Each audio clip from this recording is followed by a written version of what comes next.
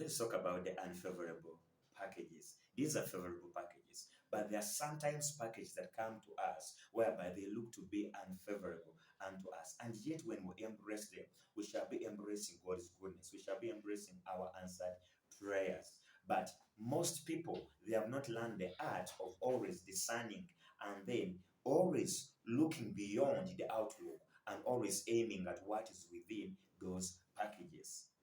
Do you know that there are many ladies whereby they have missed out on the right man simply because when the man came to her, actually the man looked to be so much poor, looked to be so much, not handsome. And those ladies, they settled for a man who was rich, a man who was looking handsome, and yet right now they are regretting as to why they made such a decision. Because the other person who was right for them, God actually answered him, and then is living his vision, and his vision has given him success. Do you know that there are people whereby they have missed on their job opportunities, because when those opportunities came to them, they looked to be not so much favorable because they have studied and they say, how can I settle for such a job? I've studied so much, I've invested so much my time in studying, and then I have a degree, I have a diploma, I have a certificate, I have a master, so I cannot settle for such a job because it's for the people who have not gone to school. And yet even right now they're still unemployed simply because they ignore what the packagings, and yet within the inside of them, there were actually treasures within those unfavorable packages. Do you know that in the Bible, Naaman would have missed big time if he had not believed in the slave girl who told him, go to Israel. There is actually a prophet called Elisha. He shall heal you of your leprosy.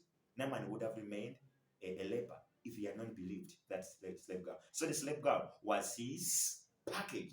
However much the outlook of her was actually slave, but actually he carried an answer that Naaman needed. So I pray that may God give you a grace so as you can always be discerning to all packages. Don't reject a package simply because it doesn't look good. Don't reject people simply because they look, not to be of your tribe.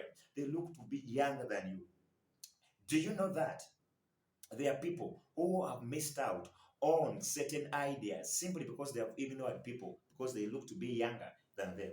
Is that? So always you've got to always kind of discernment so as you can know which package to take, not basing on your sight. Sometimes you need to zoom out and then see through the lenses of God. When you learn to see through the lenses of God, you shall see right. But when you use sometimes your lenses, you shall see incorrectly and then wrongly. Simply because sometimes your reasoning and then your sight can actually, limit you from seeing what is right.